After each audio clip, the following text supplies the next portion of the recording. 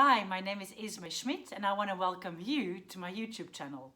Today, I would like to talk to you about some important things that you need to teach children about the baptism of the Holy Spirit. Did you know that children can be baptized in the Holy Spirit on their own? Yes, without anybody laying hands on them. I have experienced this in my own children's church, where children have such a hunger for God that at night when they are in bed or maybe standing in the shower, they just simply say, Holy Spirit, come, fill me up, baptize me with your Spirit. And then it happens just like that. I think we always have this idea that there's a specific rule, there's a specific way of how this needs to happen, and we need to follow the steps so that children can be baptized. Whilst the reality is that this is truly a Spirit-led event. It's a glorious event, and it's something that the Holy Spirit really wants to do. And there truly is no procedure for you to follow. So today I just want to mention two important things that might be useful when you teach children about the baptism in the Holy Spirit. In John 1 verse 4, Jesus tells the disciples that John was baptizing in water, but that they, the disciples, would be baptized in the Holy Spirit. Now the word baptism in Acts 1 verse 4 actually means baptizo. And baptizo in the Greek language means to be immersed, submerged, completely overwhelmed, or lastly to be cleansed. Very interesting.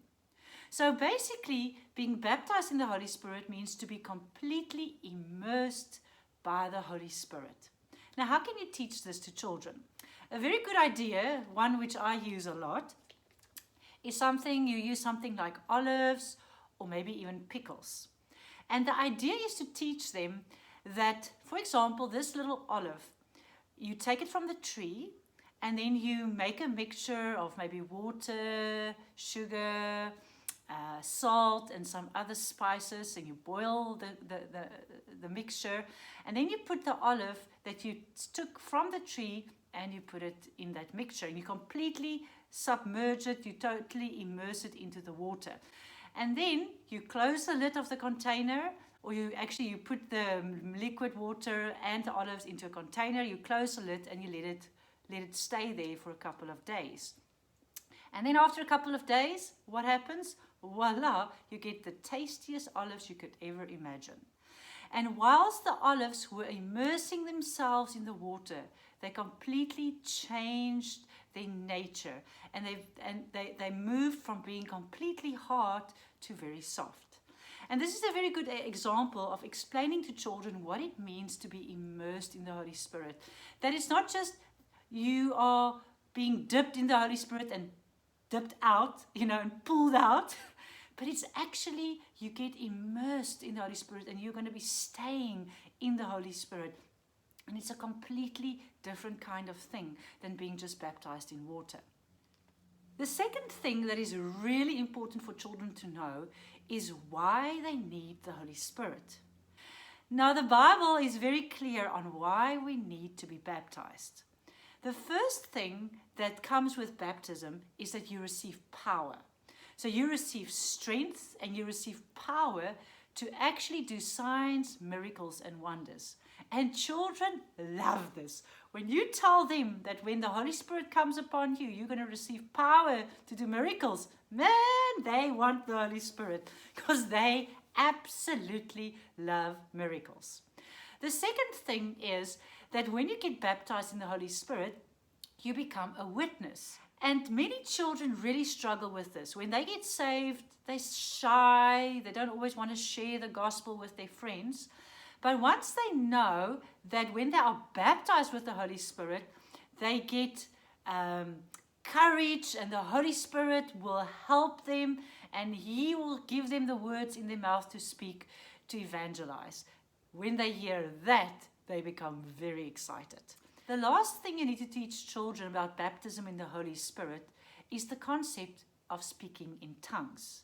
Now, tongues is a very natural occurrence when children are baptized in the Holy Spirit, and it's a fun thing for children to experience, and it comes with great joy.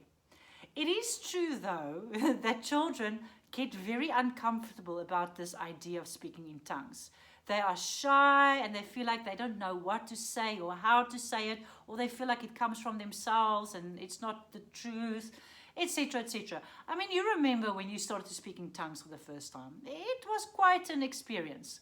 So a couple of things that are very important to teach children is, number one, they need to know that this comes directly from God. It's a language that the Holy Spirit gives them. The Holy Spirit gives them all the words. It's not from themselves. And then the Holy Spirit gives them the words to speak. And the reason they're getting these words is so that they can communicate with God. Now, nobody understands what they're saying. Only God understands. So it's a special language that they get from God so they can communicate with Him directly. Another thing about tongues is that when you speak it, it actually becomes a vehicle of instruction. It's very interesting. While you are speaking in tongues, God actually instructs you on how to solve problems, on who He is.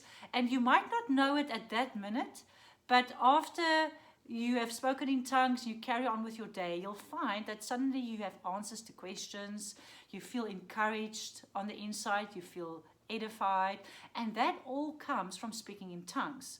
So you can tell children, one of the most amazing things about tongues is that before they write a test or when they are in a difficult situation, they can just start to speak in tongues. And then through speaking in tongues, the Holy Spirit will start to show them what to do, and He'll give them amazing thoughts about how to solve their situation. I know that God has an appointment with you and children around the power of the Holy Spirit. And in my next video clip, I'm going to give you some tips on how you could actually pray for children for the baptism in the Holy Spirit. There are some very practical things you can do that will really help you. Please share in the space below any comments you have about teaching children about the baptism in the Holy Spirit. I really would love to know what you are doing and how you are doing it. And also remember to subscribe to my YouTube channel. I will see you next week for another video on how to raise transformers.